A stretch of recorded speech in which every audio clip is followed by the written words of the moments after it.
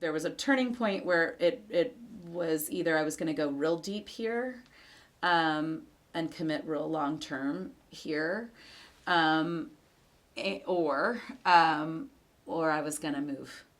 But, and just again along the way, I just had these really. I mean, it was an incredibly um, rich thing to have these mentors from when I was 18 here the whole time, who were at different, who were now retiring, right? Like in this very different life stage. Yeah, just to say, so how can I really do this? How can I do this in a way that's good for, that I can do for the rest of my life? Because at that point, it was really clear I wasn't ever going to be able to do something else.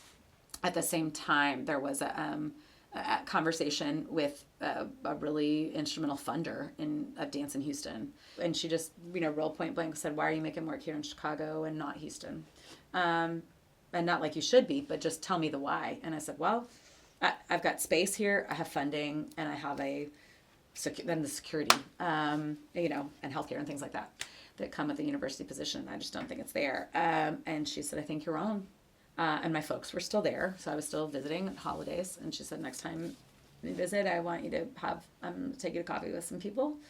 We went and had coffee with people and saw some new spaces that were built that were very similar to the Wexner Center, an inter-art space that was gallery and performance, and very much, and specifically for local artists, not a rental house for outside. And there just was a lot of really, it was very much what was happening in Chicago about 10 years before, with the Chicago Community Trust doing a lot of like, what do we need to make this community sustainable?